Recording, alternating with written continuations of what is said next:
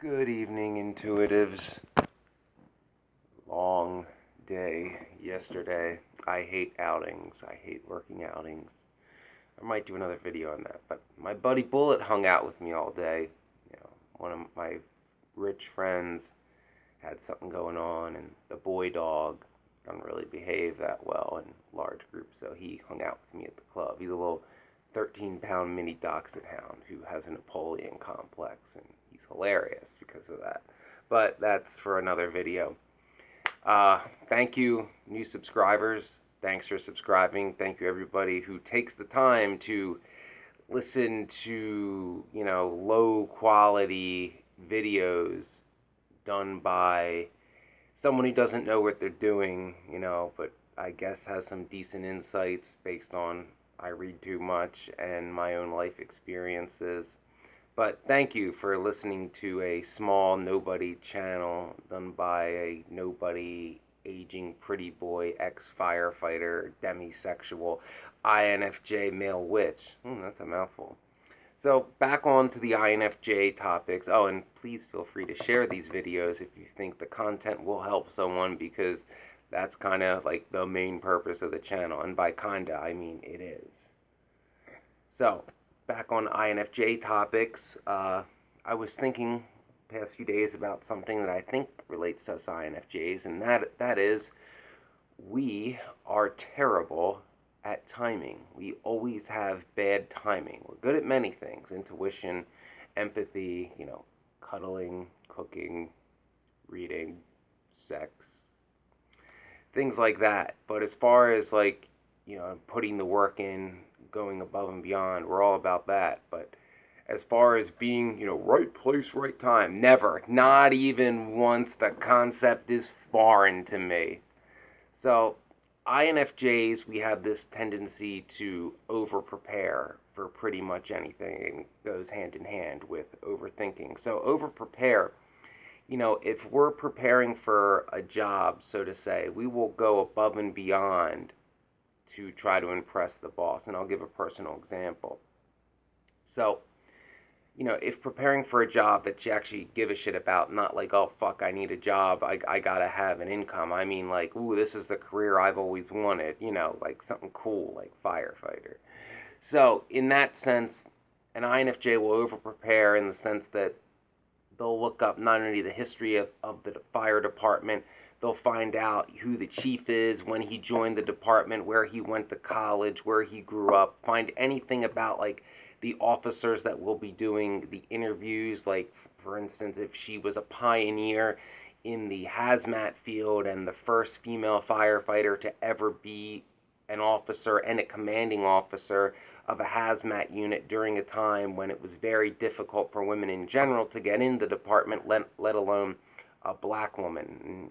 Really interesting character, someone who should have been my mentor, but that department put me on a waiting list, so I went to the one where I got bullied and hazed instead, who screwed me in 2006 as well. But that's essentially an example of an INFJ in over preparing. Like, in a personal example, I said I'd give it. In 2016, when fire departments were, for the most part, first starting to hire again after the hiring freezes from the Great Recession, one of the small departments about an hour away was hiring. And, I was going through the process, doing well. And it's a smaller department, so the chief does the interviews himself.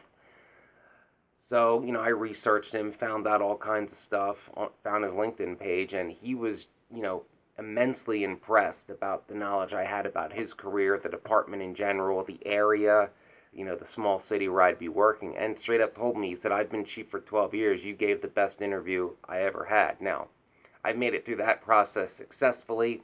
However, the department was supposed to hire 5 people. The budget cuts only allowed there to be 2. There were 5 of us who made it through the whole process out of the 107 that started. I was number 4 on that list. They only hired 2. I was number 4 because the other 3 gentlemen ahead of me, had veterans preference points, which they earned. It's not anything, foul there. I got cheated. It's just typical,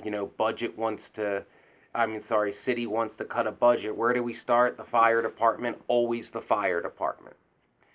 But that's an example of an INFJ always wanting to be the most prepared, always willing to put in the work, trying to stand out when they are going for something that they really care about, like a job. We'll do the same with people. If we're trying to convince a person to give us a fair shot, perhaps in a relationship, despite our introversion and somewhat awkwardness, dorkiness, and all that weird INFJ stuff we do, we'll pay attention to them in conversations, try to read between the lines, learn as much as we can about them, because when an INFJ cares about somebody, we want to know everything about them. Now, in contrast to that, again, we're terrible at timing.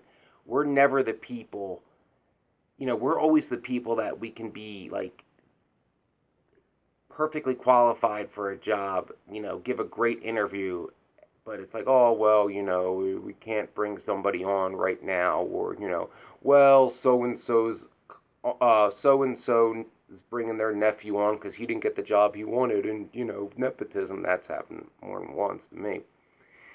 But being like the person who's like, well, I need someone right now, and yeah, you seem good enough, I'll give you a shot, and that never happens to us. We're never that person that gets a job that, we're qualified for, or even not qualified for, as a lot happens in this area, simply because we're in the right place at the right time. And the same goes with relationships. We'll never be, the person that, well, I'm a male, so in my case, that a girl would choose simply because, right place, right time, best around. I'm going to give him a shot based on that. I wouldn't if if we weren't in proximity so often, like meeting somebody at work and all that, which usually doesn't work out, but everybody does it once, I think. We all do it once. Learn. Gotta learn. So INFJs, we do not have, good timing, partially due to the fact that we have to overthink everything. So perhaps if we're trying to ask somebody out, we'll want to know as much about them as possible. We'll want to find a way to express how we're different than most people, especially if that person's had, bad experiences dating quote unquote normal people, I guess sensor types for the most part, if I'm doing a generalization. And often that takes time, and often, we will take too long and they will find somebody else. Or, and this one, here's what happened to me a lot in my later 20s, or we're the person that, like, say the girl has always been looking for, but they're already in a relationship with someone who treats them like crap, but, they just started sleeping with that person and they feel like they need to try more, for whatever reason, even though he's a scumbag, but she can't give up yet. I guess possibly because she doesn't want to admit how wrong she was to get involved with him in the first place, or that whole what the fuck was I thinking. And I've had female friends in that situation that basically said that was the case. So again, we're very good at being the right person, either for a relationship or for a job. But to be the right person and also be there at the perfect right time, never. Never, ever. INFJs have bad timing. We'll find the perfect job, right after they just hired somebody, or right after the economy crashes. That's just how it works for us. You know, being the best prepared, or being the person that, the person you're interested in is looking for, is what should matter. But sadly, from what I've observed in my life experiences, being in the right place at the right time, or being the person who's, I guess, right enough in the right place at the right time when one is ready to start dating again, seems to supersede actually being the right candidate or the right person for a relationship. And that is very bothersome to us INFJs because, all or nothing and never settle. It drives us nuts to think like, well, if you needed somebody competent in this job, why did you just hire this loser just because they were there? And same with dating. It's like, why did you date this loser if he doesn't appreciate you, treats you like shit? He's not what you're looking for, but, he was there. The convenience factor. We don't really understand why people do that, but it does mess with our minds when we encounter those scenarios over and over again. But our INFJ overthinking leads us to take longer in making our moves, specifically in relationships. Why we're never the right place at the right time in terms of jobs is a little tricky. I don't know if there's an actual reason for that.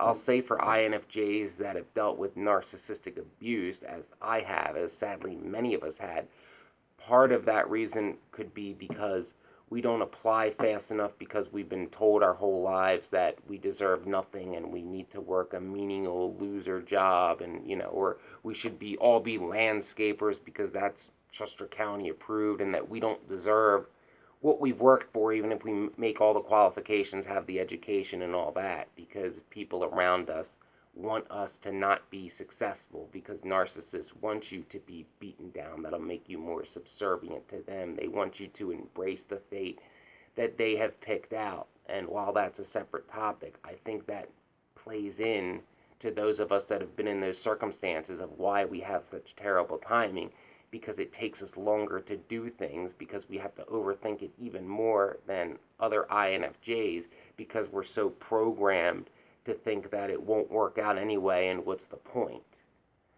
Narcissists will do that too in relationships. They'll try to pair you with somebody, and when you find someone that you're actually looking for, you'll just constantly be told that that person is out of your league. And my advice to that is, fuck it. Ask somebody out. If you know at least reasonably that you are the type that that person is looking for, go for it. Don't care what their job is. Do it anyway. Specifically if the person is looking for an INFJ, because there's not many of us to begin with. So if you start narrowing that down even further by they must make this much money and have this job, well, that might not be any. Somebody was, say, looking for a guy like me, but he also must be rich and famous. It's like, so Keanu Reeves the only guy you'll date, I guess, because he's kind of got that market cornered as far as rich and famous Sigma INFJ males go.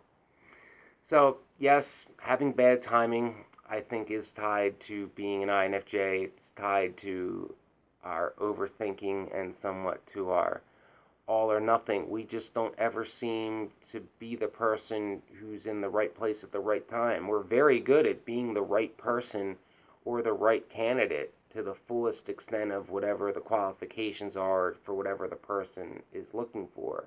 But also, because of our introversion, we don't, put ourselves out there unless there's a purpose behind it. We don't do it just to do it. Attention for attention's sake is not in our nature at all. So, just being in the right place at the right time, at the right party or whatever, yeah, we'll never be that person. I've never been that person. I don't ever expect to ever be that person. So INFJs, if you feel you got a shot, fuck what other people think. Trust your intuition above all else. And, don't sell out your integrity ever.